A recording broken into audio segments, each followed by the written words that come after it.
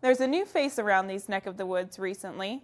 His real name is Dan Tordjman, but many know him better as Dynanimous Dan. I grew up in Brooklyn, in New York. I've gone to Aqueduct and Belmont a lot when I was, especially when I was younger. I was introduced to the game by my dad. Some of my earliest memories are, the derbies from the mid and late '80s. I started in news, and then I realized that it was interesting, and I was pretty decent at it.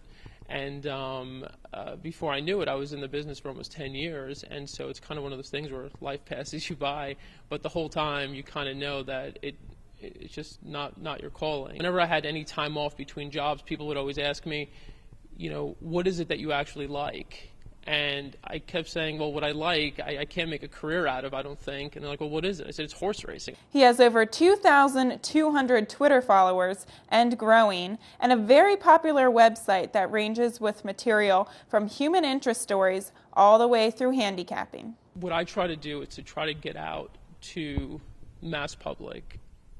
These are the good stories that are going on in horse racing. As for the website, it is danonymousracing.com.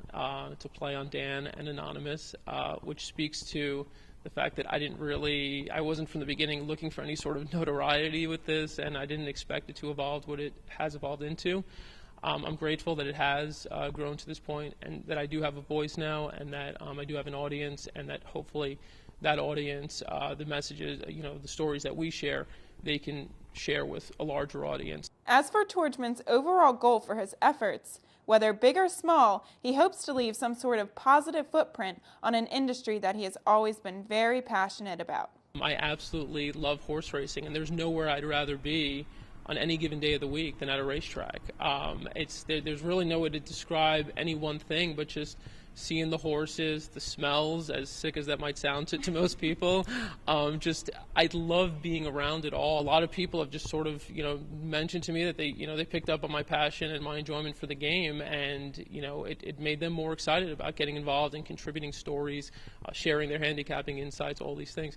And so for me, that's gratifying to know that, my passion kind of came through and it resonated with a lot of people.